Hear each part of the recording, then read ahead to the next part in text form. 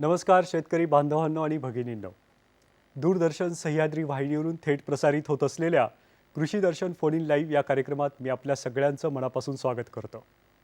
मंडळी, राज्यामध्ये आता उन्हाळी हंगाम सुरू होत आहे. या उन्हाळी हंगामातील पिकांचं नियोजन आपल्याला आता करावं लागणार आहे. रब्बीचा हंगाम उशिरा सुरू झाल्यामुळं उन्हाळी हंगामाला बहुतांशी भागांमध्ये उशीर होत आहे. पण आता आपल्याला पिकांचं नियोजन आणि व्यवस्थापन करण्याची वेळ आता आली आहे. आपल्या राज्यामध्ये प्रामुख्याने या हंगामात घेतल्या जाणाऱ्या पिकांमध्ये बाजरी, सूर्यफूल, भुईमूग आणि त्याचबरोबर मूग ही प्रमुख पिकं आपल्या राज्यांमध्ये याचं उत्पादन चांगल्या प्रमाणात होताना दिसून येतं. गेल्या 2-3 वर्षांमध्ये पाऊससुद्धा नियमित आणि समतोल प्रमाणात पडल्यामुळं यावर्षी उन्हाळी पिकांच्या लागवडीमध्ये वाढ होण्याची शंका आहे किंवा वाढ होऊ शकते. या अनुषंगाने आपल्याला नियोजन व्यवस्थित जर आपण केलं, पाण्याचं आणि खताचं नियोजन जर आपण व्यवस्थित केलं, तर आपल्याला या उन्हाळी हंगामातील पिकांपासून जास्तीत जास्त फायदा होऊ शकतो. आणि म्हणूनच आपण एका महत्त्वपूर्ण विषयाचं आयोजन आजच्या आपल्या कृषी दर्शन फोन इन लाईव्ह या कार्यक्रमासाठी केलं आहे. आपला आजचा विषय काय आहे पाहूयात. आज आपण कृषी दर्शन फोन इन लाईव्ह या कार्यक्रमात उन्हाळी हंगामातील पिकांचे नियोजन आणि खत व्यवस्थापन या विषयावर चर्चा करणार आहोत. अतिशय महत्त्वाचा विषय आहे आणि या विषयावर मार्गदर्शन करण्यासाठी आज आपण मुंबई दूरदर्शनच्या स्टुडिओमध्ये आमंत्रित केलं आहे डॉक्टर आदिनाथ ताकटे सरांना. सर नमस्ते, कार्यक्रमात आपलं स्वागत. नमस्कार. मंडळी, डॉक्टर ताकटे सर हे आपल्या कृषी दर्शन फोन इन लाईव्ह या कार्यक्रमात अनेक वेळा सहभागी झाले आहेत. त्यांना या क्षेत्रातील प्रदीर्घ असा अनुभव आहे. सुमारे 25 वर्षांपासून सर या क्षेत्रात कार्यरत आहेत. महात्मा फुले कृषी विद्यापीठ राहुरी येथील एकात्मिक शेती पद्धती संशोधन प्रकल्पामध्ये ते मृदशास्त्रज्ञ म्हणून कार्यरत आहेत. विविध रेडिओ, कृषी मासिके, वर्तमानपत्रे आणि टेलिव्हिजन याच्या माध्यमातून सर नेहमी शेतकरी बांधवांशी संवाद साधत असतात. सरांना साहित्य चळवळीच्या वतीने घेण्यात आलेल्या लेखन स्पर्धेमध्ये सलग 4 वेळा पारितोषिक मिळालं आहे. त्याचबरोबर राज्यस्तरीय कृषीरत्न गौरव पुरस्कार आणि मराठा कृषीभूषण पुरस्काराने सरांना नुकतंच सन्मानित करण्यात आलं आहे. सर, याबद्दल आपलं अभिनंदन. धन्यवाद. आणि आपल्याला शुभेच्छा. धन्यवाद. आपण कार्यक्रमाला सुरुवात करूया.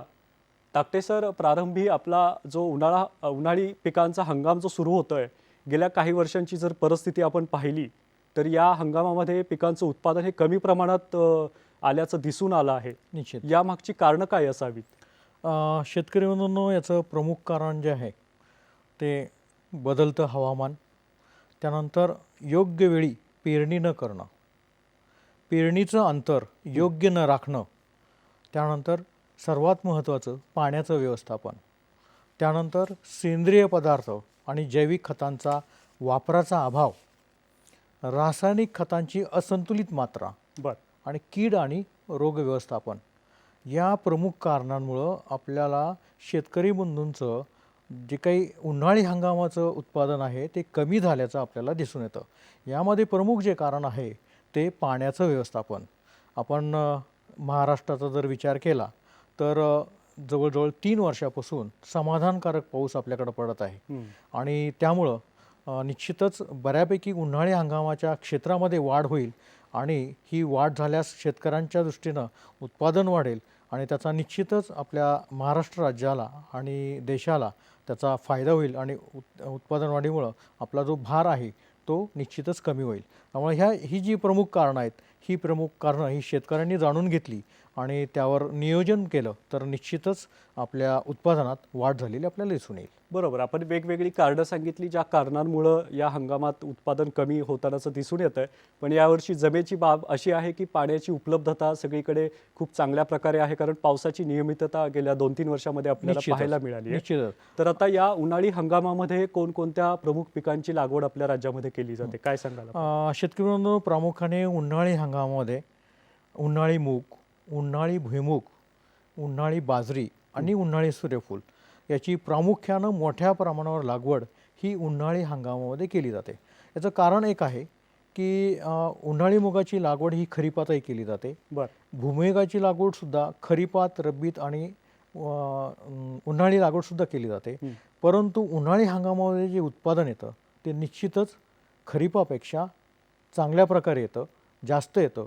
याशिवाय यामध्ये रोग आणि किडीचं व्यवस्थापन म्हणजे रोग आणि कीड जी आहे ही कमी प्रमाणात या पिकांवर पडते.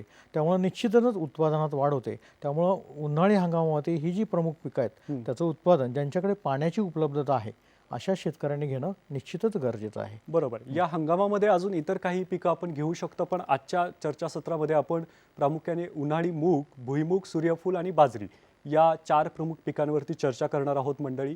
सर, आता आपण ज्या पद्धतीने सांगितलं की ही 4 प्रमुख पिकं आपल्या राज्यामध्ये जास्त प्रमाणात याची लागवड केली जाते.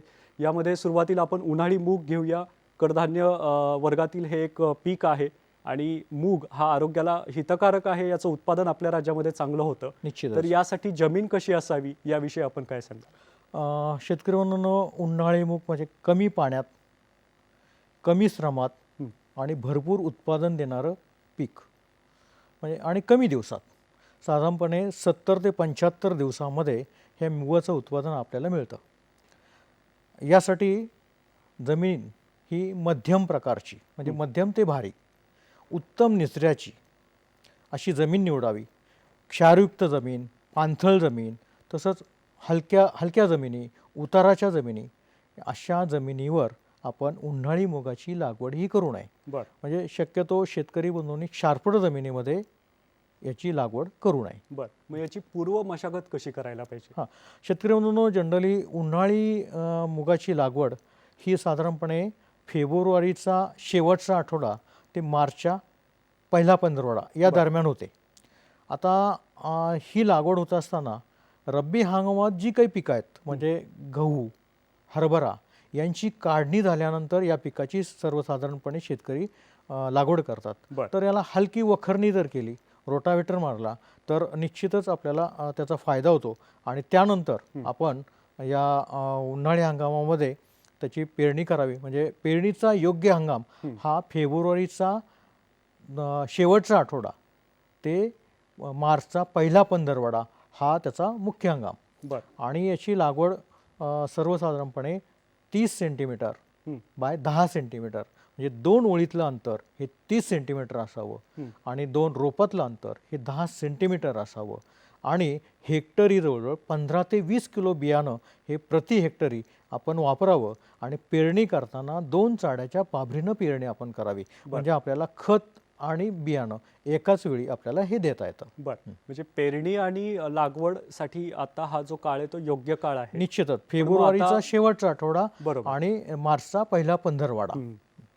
पण आता लागवड करायचीच झाली तर कोणतं वाण निवडायला पाहिजे शेतकरी बांधवांनी? शेतकरी बंधूंनो, खरीप हंगामाकरता काही वाण आणि उन्हाळी हंगामाकरता कार ह्या 4ही विद्यापीठानं विकसित केले आहेत. यामध्ये प्रामुख्यानं वैभव, नंतर BPMR 145 हे भुरी रोगाला प्रतिकारक्षम वाण आहेत. याशिवाय PKV ग्रीन गोल्ड, त्यानंतर BM 202, BM 203 हे वाण आहेत. याशिवाय उत्कर्षा हा प्रमुख वाण आहे. त्यानंतर PKV AKM 4 हा एक वाण आहे. आणि पूर्वी आपण कोपरगाव नंबर 1 हे वाण होते, पण ते वाण आता पूर्वीसारखे उत्पादन देत नाही, रोग प्रतिकारक्षम नाहीत. त्याच्यामुळं आपण उन्हाळी हंगामामध्ये वैभव आणि BPMR 145 भुरी रोगाला प्रतिकारक्षम वाण हे आपण उन्हाळी हंगामासाठी पेरणीसाठी वापरावेत. बरं. आपल्याला या ठिकाणी एक फोन येतोय. संदीप पाटील आपल्याला फोन करतायत सांगलीहून. नमस्कार. नमस्ते सर.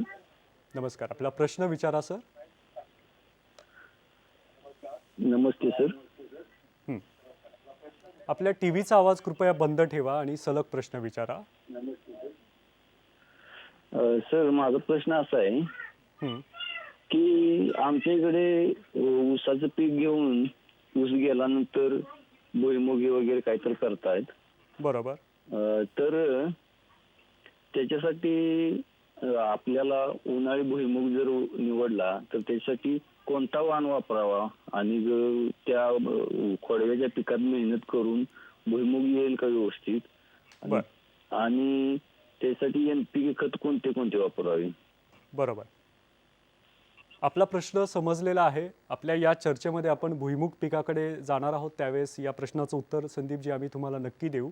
तर सर, यापूर्वी आपण मुगाविषयी सांगत होता की वाण कोणत्या कोणत्या प्रकारचे आपण वापरू शकतो किंवा निवड करू शकतो, तर याविषयी अजून आपण काय सांगाल? शेतकरी बंधूंनो, मगाशी सांगितल्याप्रमाणे वैभव आणि BPMR 145 हे वाण आपण उन्हाळी हंगामासाठी वापरले तर निश्चितच म्हणजे हे भुरी रोगाला प्रतिकारक्षम वाण आहेत आणि त्यामुळे हे वाण आपण उन्हाळी हंगामासाठी वापरावेत. बरं, मग आता या पिकासाठी म्हणजे उन्हाळी मूग या पिकासाठी खत व्यवस्थापन हाही तितकाच महत्त्वाचा भाग आहे. नक्कीच. पाणी व्यवस्थापन ही तितकाच महत्त्वाचा भाग आहे.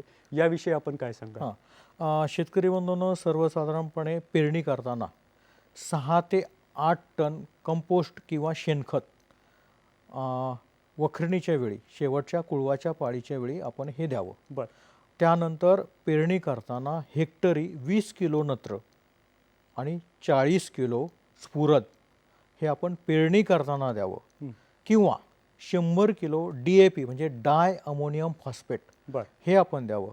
याशिवाय आपण जर पेरणी करताना 15 किलो पालाश हे जर दिलं तर निश्चितच आपल्या उत्पादनामध्ये चांगली वाढ झालेली आपल्याला दिसून येते. याशिवाय आपण जर पीक फुलोऱ्यात असताना आणि शेंगा भरण्याच्या वेळी पीक फुलोऱ्यात असताना 2% युरियाची ही जर फवारणी दिली आणि पीक शेंगा भरताना 2% DAPची फवारणी केली तर निश्चितच आपल्या उत्पादनात चांगल्या प्रकारे वाढ झालेली दिसून येईल. याकरता 2% युरिया म्हणजे 20 ग्रॅम प्रति लिटर पाण्यात मिसळून द्यावं. आपला पंप जर 10 लिटरचा असेल तर सर्वसाधारणपणे आपल्याला 200 ग्रॅम युरिया लागेल आणि DAP वापरायचा असेल तर 20 ग्रॅम प्रति लिटर म्हणजे 200 ग्रॅम प्रति 10 लिटर पाण्यामध्ये मिसळून आपण हे फवारणी ही फुलोऱ्यात असताना आणि पीक शेंगा भरत असताना दिली तर उन्हाळी हंगामातील मुगाची उत्पादन क्षमता ही निश्चित चांगली झालेली आपल्याला दिसून येते. बरं, आता उन्हाळी मूग या पिकासाठी पाणी व्यवस्थापन कसं करायचं आहे आणि त्याचबरोबर सूर्यफूल, बाजरी आणि भुईमूग या पिकाचं नियोजन व्यवस्थापन कसं करायचं आहे हे आपण जाणून घेऊयात. तर या उन्हाळी मूग पिकाचं पाणी व्यवस्थापन कसं करावं आणि बीजो प्रक्रिया कशी असावी याविषयी सांगावं. शेतकरी बंधूंनो, पेरणी करताना पेरणी करण्यापूर्वी बीज प्रक्रिया करणं हे अत्यंत महत्त्वाचं आहे. त्यामुळं उगवण शक्ती वाढते आणि जी काही बियाणांपासून बुरशीजन्य रोग तयार होतात त्याचे आपल्याला नियंत्रण करता येतं. त्यामुळं कार्बेडेंजिन किंवा थायरम किंवा ट्रायकोडर्मा याची प्रथमतः आपण बीज प्रक्रिया करून घ्यावी आणि ही बीज प्रक्रिया केल्यानंतर जीवाणू संवर्धनाची बीज प्रक्रिया करणं अत्यंत गरजेचं आहे. यासाठी रायझोबियम 25 ग्रॅम प्रति किलो बियाणं आणि 25 ग्रॅम PSB म्हणजे स्फुरद विरघळणारे जीवाणू याचा जर आपण बीज प्रक्रिया केली तर निश्चितच आपल्याला उत्पादनात वाढ झालेली आपल्याला दिसून येते. आता पाणी व्यवस्थापनाबद्दल सांगायचं होतं, आपण आता बोलत होतो. तर एकंदरीत उन्हाळी मुगासाठी सर्वसाधारणपणे 4 ते पाण्याच्या पाळ्या आपल्याला लागतात. या जमिनीच्या मगदुरानुसार आणि पिकाच्या अवस्थेनुसार पाणी देणं हे अत्यंत गरजेचं आहे. पीक फुलोऱ्यात असताना आणि शेंगा भरण्याच्या अवस्थेत असताना पाणी देणं अत्यंत गरजेचं आहे आणि त्यासाठी आपण जमिनीचा मगदूर कसा आहे त्यानुसार आपण ठरवावं आणि सर्वसाधारणपणे 5 ते 6 पाण्याच्या पाळ्या ह्या द्याव्यात. बरं, म्हणजे जमिनीचा मगदूर कसा आहे त्यानुसार पाण्याच्या पाळ्या ठरवल्या जातात. निश्चितच. आता हे झालं मूग पिकाविषयी. आपण आता जे मुख्य पीक आहे उन्हाळी भुईमूग या पिकाकडे पण येऊयात, आपण यावर चर्चा करूयात. सुरुवातीला उन्हाळी भुईमूग या पिकासाठी जमीन कशी असायला पाहिजे? शेतकरी म्हणून भुईमुगाची लागवड करताना जमीन ही मध्यम प्रकारची, सेंद्रिय पदार्थ चांगले असणारी, त्यानंतर चुन्याचं प्रमाण म्हणजे कॅल्शियमचं प्रमाण जास्त असणारी जमीन ही आपल्या भुईमुगासाठी चांगली असते. बर, चिकन स्लाइड दाखवतोय हां, प्रेक्षकांना. चिकण माती किंवा खारवड जमीन किंवा चोपण जमिनीमध्ये भुईमुगाची लागवड ही करू नये. बर, हलक्या जमिनीमध्ये जर आपल्याला भुईमुगाची लागवड करायची असेल तर पाण्याचं व्यवस्थित व्यवस्थापन करणं हे अत्यंत गरजेचं आहे. आता जमीन तयार करताना आपण नांगरट ही सर्वसाधारणपणे 12 ते 15 सेंटीमीटर एवढीच करावी. जर नांगरट आपण खोल केली तर जमिनीमध्ये शेंगा ह्या जास्त खोलीवर येतात आणि जेव्हा त्या पक्व होतात त्याच्या आऱ्या आपल्याला काढणं हे कठीण होतं. बर, आऱ्या तुटल्यामुळं ह्या शेंगा जमिनीतच राहतात आणि त्याचा विपरीत परिणाम हा उत्पादनावर होतो. हां. त्यामुळं नांगरणी ही 12 ते 15 सेंटीमीटर खोल करावी. बर, अशा रीतीनं आणि ज्यावेळेस लागवड करतो ती पण कमी खोलीवर करावी. बर, बर. मग साधारण या लागवडीमधील अंतर आपण सांगितलं, पण लागवडीसाठीचा योग्य कालावधी काय आहे? शेतकरी बंधूंनो, उन्हाळी हंगामातील भुईमुगाची लागवड ही 15 जानेवारी ते 15 फेब्रुवारी दरम्यान करावी. बर, लागवड जर उशिरा केली तर त्याचा विपरीत परिणाम हा फुलोऱ्यावर होत असतो. म्हणजे आपण सर्वसाधारण बघितलं तर फेब्रुवारीनंतर उन्हाळ्याचं तापमान हे वाढायला लागतं आणि त्याचा विपरीत परिणाम हा फुलोऱ्यावर होतो आणि साहजिकच फुलोरा कमी आला तर उत्पादनावर त्याचा विपरीत परिणाम होतो. म्हणून सर्वसाधारणपणे पेरणीच्या वेळी हे तापमान हे 18 डिग्री सेंटीग्रेड असावं बर, आणि ज्यावेळेस फुलोऱ्यात पीक असतं त्यावेळेस 25 डिग्री सेंटीग्रेड तापमान हे असावं. ओके. आणि सर्वसाधारण लागवड ही 30 बाय 10 सेंटीमीटर अंतरावर करावं. बर, बर. आता या भुईमुग पिकाविषयी आपण अजून काही बाबी जाणून घेऊयात, पण एका छोट्याशा व्यावसायिक विश्रांतीनंतर.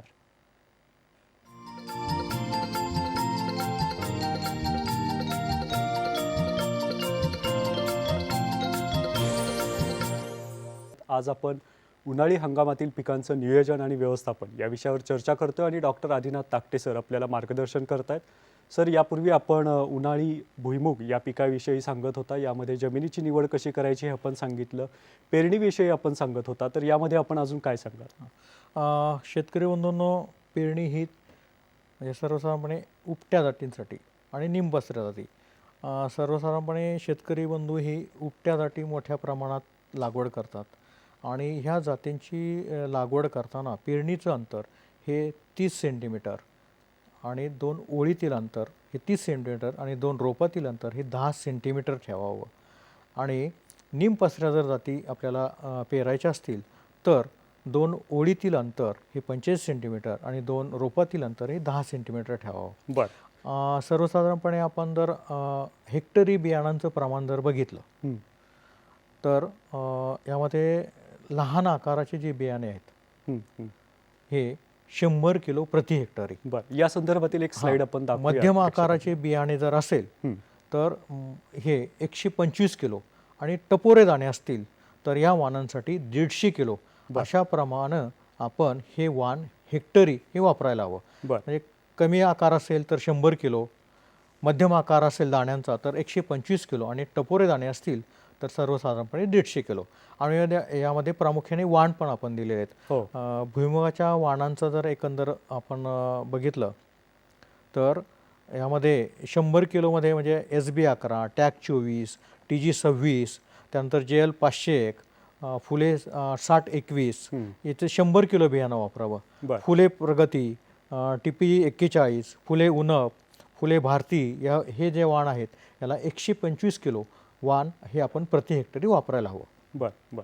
मग आता वाणांची निवड कशी करायची हे आपण सांगितलं, पण आता खत पाणी व्यवस्थापन तितकंच महत्त्वाचं आहे या पिकाचं.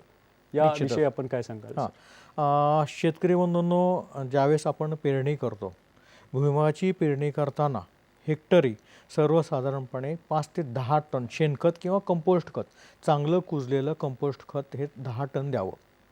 त्यानंतर हेक्टरी 25 किलो नत्र आणि 50 किलो स्फुरद अधिक पेरणी करताना 200 किलो जिप्समचा वापर हा करायला हवा. उर्वरित जो जिप्सम आहे तो हं, आपण आऱ्या ज्यावेळेस येतात, सर्वसाधारणपणे भुईमुगाच्या आऱ्या ह्या 40 ते 45 दिवसाच्या येतात. बरं त्यावेळेस हा वापर त्यावेळेस आपल्याला आपण हे करायचा. उर्वरित जी जिप्समची मात्रा आहे बरं ती जिप्समची मात्रा 200 किलो ही त्यावेळी द्यायला हवी. बरं अशा रीतीनं हे खत व्यवस्थापन करणं बरं गरजेचं याविषयी आहे. आपण सविस्तर बोलूयात. आपल्याला एक फोन येतोय. सुधीर गुंड आपल्याला फोन करतायत अहमदनगरवरून. नमस्कार सुधीरजी, आपला प्रश्न विचारा. हॅलो. नमस्कार, हा सर, नमस्कार. आपला प्रश्न विचारा. उन्हाळी हंगामातील मूग पिकाविषयी जमीन कुठली निवडावी आणि त्याचं खत व्यवस्थापन कसं केलं पाहिजे? बर बर सुधीरजी, आपला प्रश्न समजलेला आहे. मूग पिकाची जमीन आणि खत व्यवस्थापन याविषयीची चर्चा आपण कार्यक्रमाच्या सुरुवातीला केली होती. आपण आता भुईमुग पिकावरती चर्चा करतोय. तर सर, खत व्यवस्थापन हा भाग आपण आता सांगत होता, याविषयी अजून आपण काय सांगाल? हां, शेतकरी बंधूंनो, मगाशी सांगितल्याप्रमाणे 25 किलो नत्र आणि 50 किलो स्फुरद याशिवाय 200 किलो जिप्सम हे पेरणीच्या वेळी आणि उर्वरित जी जिप्समची मात्रा आहे ती सर्वसाधारणपणे आऱ्या ज्यावेळेस येतात त्या 200 किलोची मात्रा द्यावी. याशिवाय ह्या जमिनीमध्ये म्हणजे ज्या जमिनीमध्ये आयर्नची मात्रा म्हणजे लोहाची मात्रा ही कमी आहे, लोह कमी आहे, जास्त कमी आहे आणि बोरांची कमतरता आहे, ह्या पिकाला म्हणजे उन्हाळी भुईमुगाच्या पिकाला ह्या तीनही सूक्ष्म अन्नद्रव्यांची नितांत गरज असते. बरं यासाठी झिंक सल्फेट आणि फेरस सल्फेट 20 किलो प्रति हेक्टरी आणि बोरान म्हणजे बोरॅक्सच्या माध्यमातून हे 5 किलो प्रति हेक्टरी हे शेणखतात मिसळून पेरणीच्या वेळी आपण हे द्यायला हवं. बरं आता आऱ्या जेव्हा सुटतात या भुईमुग पिकाला त्यावेळेस विशेष काळजी काय घ्यायला पाहिजे? शेतकरी म्हणून सर्वात महत्त्वाचा प्रश्न हा आहे की भुईमुग पेरताना किंवा एकंदरच भुईमुगाच्या महत्त्वाच्या बाबी कुठल्या आहेत. तर फुलोरा येण्याच्या वेळेस, फुलोरा ज्यावेळेस येतो म्हणजे फुलोऱ्याच्या अवस्था येईपर्यंत आपण पाण्याचा ताण देणं हे अत्यंत महत्त्वाचं आहे. बरं आणि ज्यावेळेस आऱ्या सुटतात म्हणजे आऱ्या सुटण्याच्या अगोदर भुईमुगाच्या पिकाला आऱ्या ह्या सर्वसाधारणपणे 40 ते 45 दिवस च्या दरम्यान सुटतात. त्या अगोदर कुठलीही आंतरमशागत, खुरपणी म्हणा, डवरणी म्हणा किंवा कोळपणी ह्या करू नयेत आणि आऱ्या सुटण्याच्या अगोदर युरियाची मात्रा ही आपण देऊ नये. बरं जर युरियाची मात्रा दिली तर मोठ्या प्रमाणात पीक माजतं आणि त्यामुळं आऱ्या ह्या कमी सुटतात आणि त्याचा विपरीत परिणाम हा उत्पादनावर होत असतो. त्यामुळं आपण ह्या तिन्ही अवस्था ह्या लक्षात घेणं अत्यंत गरजेचं आहे. बरोबर. आंतरमशागत ही पीक 20 दिवसाचा असतानाच करावी. 2 कोळपण्या खुरपण्याची आवश्यकता असेल तर खुरपणी करावी. परंतु ज्यावेळेस आऱ्या सुटतात त्यावेळेस कुठल्याही प्रकारची आंतरमशागत ही भुईमुगाच्या पिकात ही करू नये. बरोबर. शेतकरी बांधवांनो, या तिन्ही बाबी आपण महत्त्वपूर्ण बाबी आहेत, या लक्षात घ्या आणि त्याप्रमाणे आपण नियोजन करा. आता भुईमुग पिकासाठीचं पाणी नियोजन, पाणी व्यवस्थापन कशा प्रकारे असायला पाहिजे? शेतकरी म्हणून आत्ता ज्या अवस्था सांगितल्यात ह्या तिन्ही अवस्था म्हणजे पीक फुलोऱ्यात असताना, आऱ्या सुटताना आणि शेंगा भरताना, म्हणजे सर्वसाधारणपणे फुले येण्याची अवस्था ही पेरणीपासून 22 ते 30 दिवस असते. बरं. आऱ्या सुटण्याची व्यवस्था ही पेरणीपासून 40 ते 45 दिवस असते आणि शेंगा पोचण्याची जी अवस्था आहे ही पेरणीपासून साधारणतः 65 ते 70 दिवस असते. या तिन्ही अवस्थेमध्ये पाण्याची नितांत गरज ह्या पिकाला असते. ह्या अवस्थेमध्ये उन्हाळी भुईमुगास पाणी देणं हे अत्यंत गरजेचं असतं. परंतु यात एक महत्त्वाचं आहे की आऱ्या सुटण्याच्या अगोदर ज्यावेळेस फुलोरा म्हणजे आपण पेरणी केल्यानंतर आंबवणी पेरणी केल्यानंतर 4 दिवसांनी उगवणीच्या वेळी पाणी दिल्यानंतर फुलोरा येईपर्यंत म्हणजे सर्वसाधारणपणे भुईमुगाच्या पिकाला फुलोरा हा 22 ते 30 दिवसाच्या दरम्यान येतो. फुलोरा येण्यासाठी ताण देणं, पाण्याचा ताण देणं अत्यंत महत्त्वाचं आहे. त्याशिवाय फुलोरा येत नाही. पाणी दिलं तर कमी प्रमाणात येतो. त्यामुळे पाण्याचा ताण देणं हे अत्यंत महत्त्वाचं आहे. ह्या तिन्ही अवस्था ह्या अत्यंत महत्त्वाच्या आहेत आणि या काळामध्ये पाण्याचं व्यवस्थापन करणं हे अत्यंत गरजेचं आहे. या तिन्ही अवस्थांमध्ये पाण्याचं नेमकं नियोजन कसं करायचं हे आपण सांगितलं. आता बीज प्रक्रिया जी आहे या भुईमुग पिकासाठीची ती कशा पद्धतीची आहे? शेतकरी बंधूंनो, पेरणी करण्यापूर्वी थायरम किंवा मँकोझेप किंवा ट्रायकोडर्मा या बुरशीनाशकाची आपण प्रथमतः बीज प्रक्रिया करणं गरजेचं आहे. बरं. त्यामध्ये थायरम 5 ग्रॅम, कार्बनडेन्झिन सर्वसाधारणपणे 2 ते 2.5 ग्रॅम आणि मँकोजेब 3 ग्रॅम हं. यापैकी एक बुरशीनाशक आपण हे त्यासाठी वापरावं बरं. किंवा ट्रायकोडर्मा याचा वापर आपण करावा. नंतर ही प्रक्रिया केल्यानंतर बुरशीनाशकाची प्रक्रिया केल्यानंतर जीवाणू संवर्धनाची प्रक्रिया करणं हे अत्यंत गरजेचं आहे. यामध्ये प्रामुख्यानं रायझोबियम 25 ग्रॅम प्रति किलो बियाणं आणि 25 ग्रॅम स्फुरद विरघळणारे जीवाणू म्हणजे PSB आपण ज्याला म्हणतो, हे जीवाणू या जीवाणू खतांचं आपण बीज प्रक्रिया करायला पाहिजे. यामुळं उगवणशक्तीमध्ये वाढ होते, उत्पादनात वाढ होते. रासायनिक जी बुरशीनाशकांची प्रक्रिया करू यामुळं बुरशी रोग जे बीजाणूंपासून बुरशी रोग येतात त्याचं नियंत्रण होतं. अशा प्रकारे आपण बीज प्रक्रिया करणं हे अत्यंत महत्त्वाचं आहे. बरोबर. डॉक्टर ताकटे सर, आत्तापर्यंत आपण उन्हाळी मूग आणि उन्हाळी भुईमूग या पिकांविषयी सविस्तर माहिती शेतकरी बांधवांना दिली. आता आपण उन्हाळी बाजरी या पिकाकडे येऊयात. या पिकाची सुरुवातीला जमिनीची निवड कशी करायची आणि पेरणी आणि लागवडीतलं अंतर याविषयी आपण मार्गदर्शन करावं. उन्हाळी बाजरी हे खरं तर खरीप हंगामामध्ये हलक्या जमिनीवर घेतलं जाणारं पीक. होय. बाजरी ही उन्हाळी हंगामात आणि खरीप हंगामात मोठ्या प्रमाणात आपल्याकडे घेतली जाते. एक महत्त्वाचं अन्नधान्य पीक म्हणजे आपण जर आपल्या देशाचा विचार केला तर भात, गहू, ज्वारी आणि त्यानंतर चौथ्या क्रमांकाचं बाजरी हे अन्नधान्याचं तृणधान्याचं महत्त्वाचं पीक. हो. अत्यंत पौष्टिक असं हे पीक, मोठ्या प्रमाणात आपल्याला त्याच्यापासून ऊर्जा मिळते असं हे बाजरीचं पीक. याची पेरणी करताना जमीन ही मध्यम ते भारी अशा प्रकारची असावी, पाण्याचा चांगला निचरा होणारी असावी. अशा जमिनीमध्ये आपण बाजरीची पेरणी करावी. बरोबर. पेरणी सर्वसाधारणपणे पेरणीचं अंतर दोन ओळीतील अंतर हे 30 सेंटीमीटर आणि 2 रोपातील अंतर हे 15 सेंटीमीटर असावं. म्हणजे 30 बाय 15 सेंटीमीटरवर आपण ही पेरणी करायला हवी.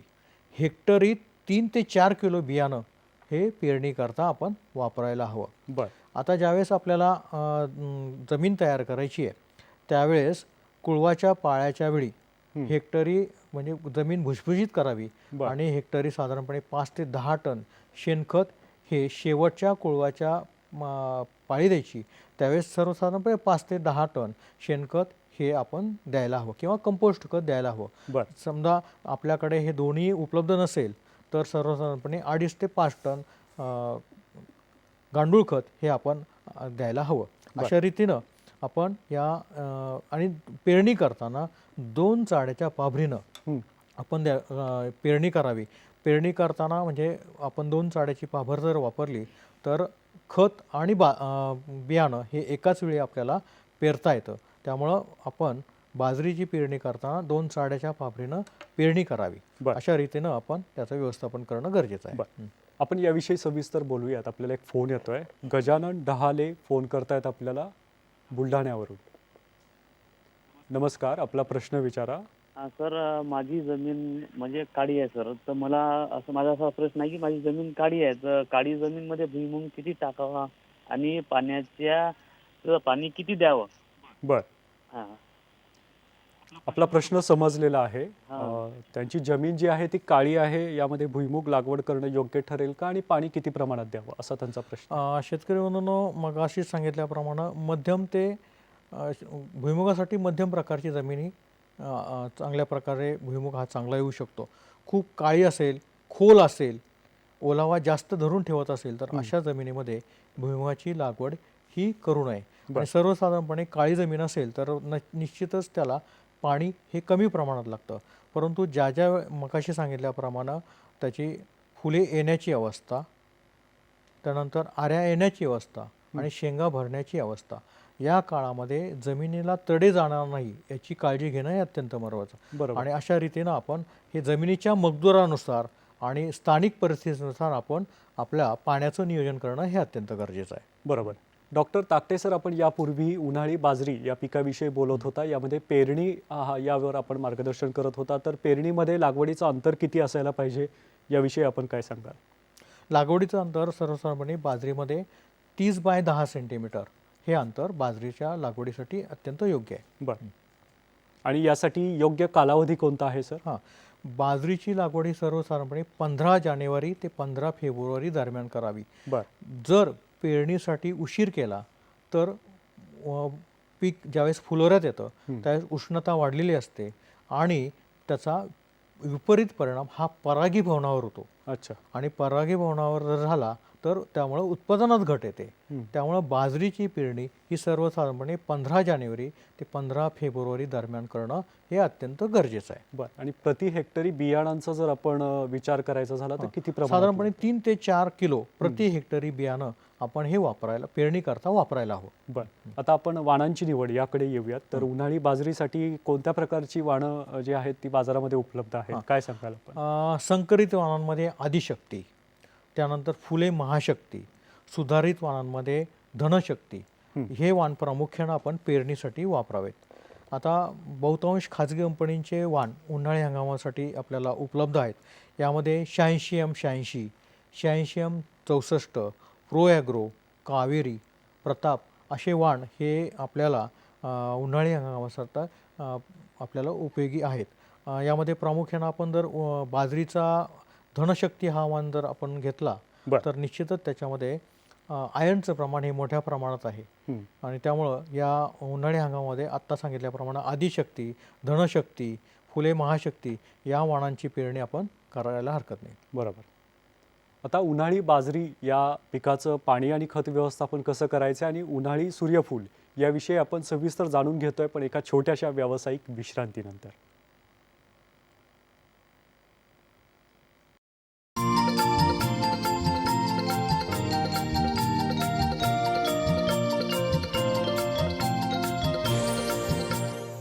आज आपण उन्हाळी हंगामातील पिकांचं नियोजन आणि व्यवस्थापन या विषयावर चर्चा करतोय.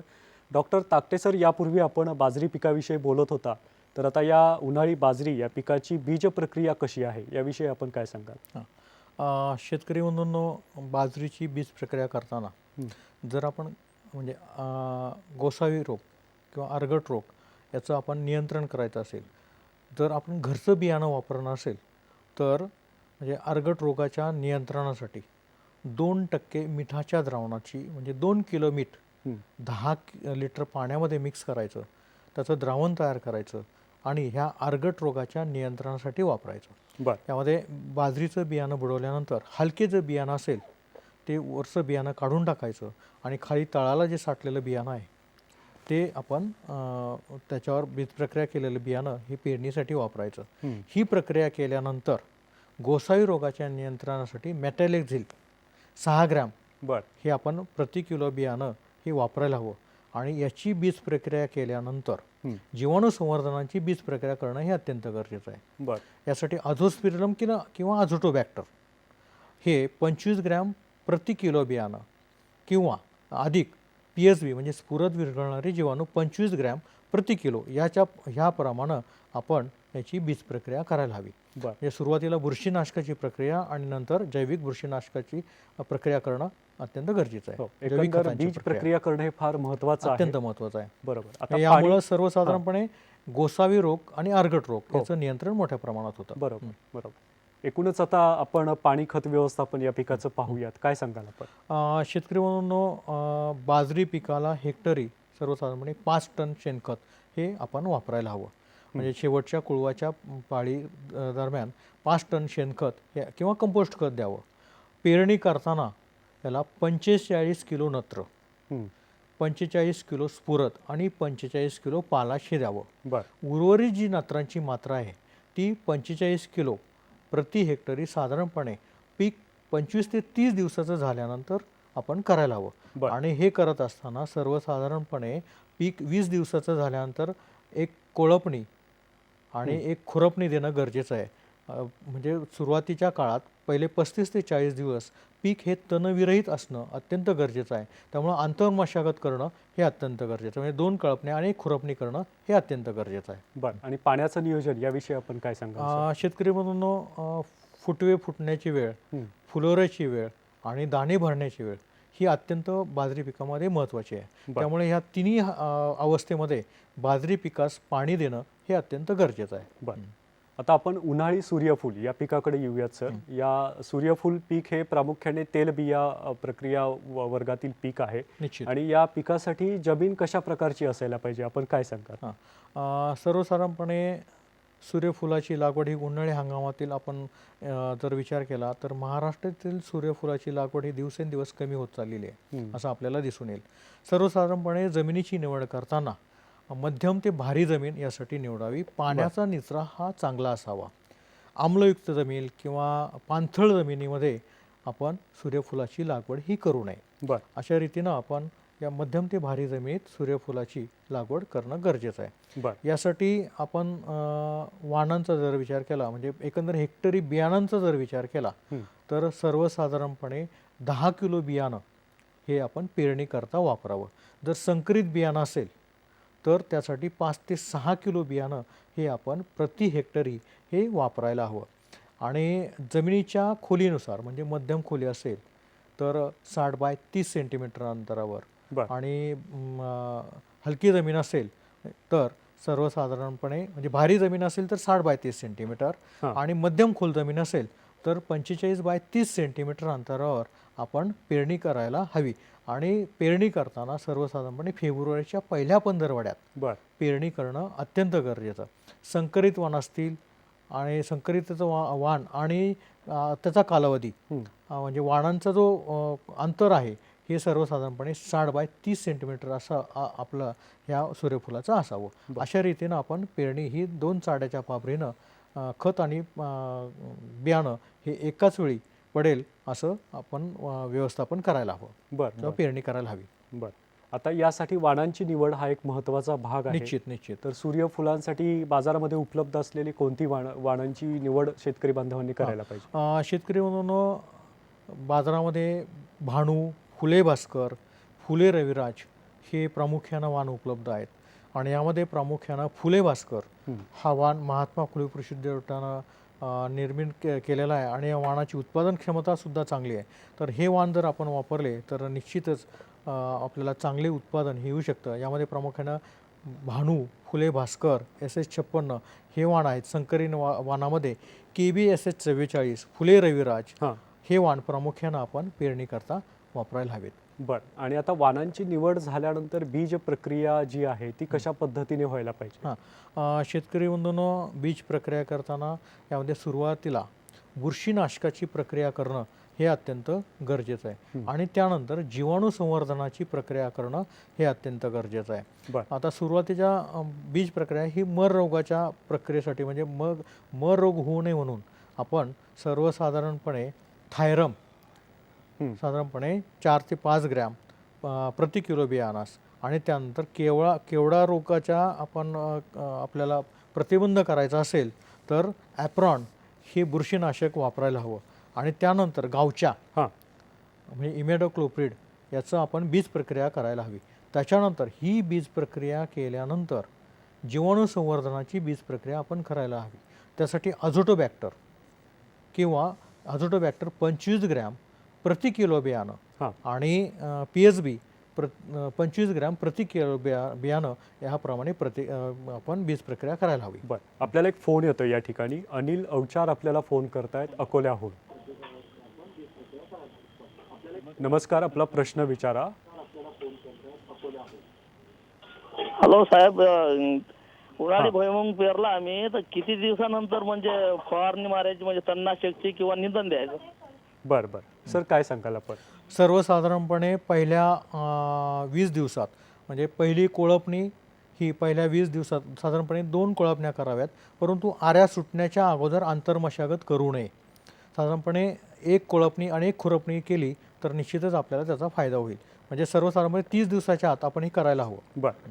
बरं, आता सूर्यफूल या पिकाकडे आपण पुन्हा एकदा येऊयात. वाणांची निवड कशी करायची सांगितलं, बीज प्रक्रिया याविषयी आपण बोलत होता, काय सांगाल सर?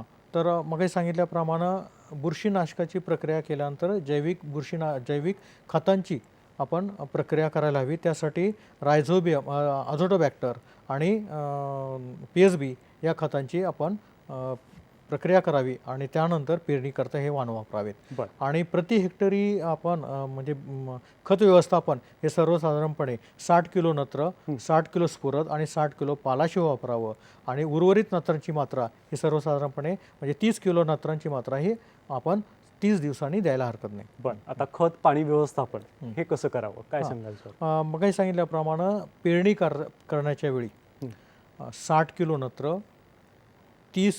60 किलो स्फुरद आणि 60 किलो पालाश, हां.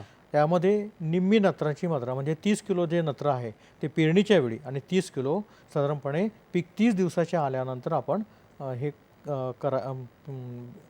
खतांची करायला मात्रा पाहिजे. द्यायला हवी. बरं. आणि ज्या जमिनीमध्ये गंधकाचं प्रमाण कमी आहे त्या जमिनीमध्ये प्रति किलो 20 किलो बियाणं, 20 किलो गंधक याची मात्रा आपण ही द्यायला हवी. बरं अशा रीतीनं आपण हे खत व्यवस्थापन करायला हवं. बरं. आता कार्यक्रमाची वेळ अतिशय थोडी शिल्लक आहे, तर या उन्हाळी हंगामातील पिकांसंदर्भातील काही महत्त्वाच्या टिप्स आपण शेतकरी बांधवांना द्याव्यात, काय सांगाल सर? शेतकरी बंधूंनो, सर्वात महत्त्वाचं आहे ते उन्हाळी हंगामातील पिकांची लागवड ही योग्य वेळी करणं गरजेचं आहे.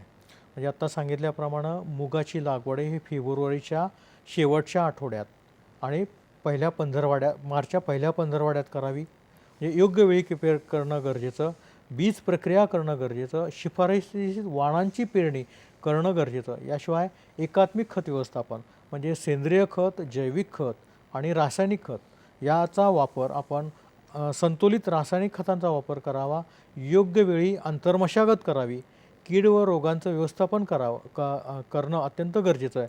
आणि पिकांना आवश्यकतेनुसार आपण पाण्याचं व्यवस्थापन करणं अत्यंत गरजेचं. म्हणजे ज्यावेळेस पीक फुलोऱ्यात असतं, दाणे भरण्याच्या अवस्थेत असतात, अशा वेळी आपण पाणी व्यवस्थापन करणं अत्यंत गरजेचं आहे. अशा रीतीनं आपण ह्या उन्हाळी हंगामातील पाण्याचं व्यवस्थापन, एकंदरीतच पिकांचं नियोजन करणं हे गरजेचं आहे. शेतकरी बांधवांनो, डॉक्टर ताकटे सरांनी सांगितलेल्या या महत्त्वाच्या बाबी ज्या आहेत त्या तुम्ही लक्षात घ्या आणि या उन्हाळी पिकांचं नियोजन आणि व्यवस्थापन करण्यासाठी आपण सुरुवात करा. डॉक्टर आदिनाथ ताकटे सर, तुम्ही आज या कार्यक्रमात सहभागी झालात आणि उन्हाळी पिकाच्या व्यवस्थापन आणि नियोजन याबद्दलच्या संदर्भातील माहिती आपण शेतकरी बांधवांना दिली. त्याबद्दल मुंबई दूरदर्शनच्या वतीने आपले आभार आणि आपल्याला भावी वाटचालीसाठी शुभेच्छा. धन्यवाद.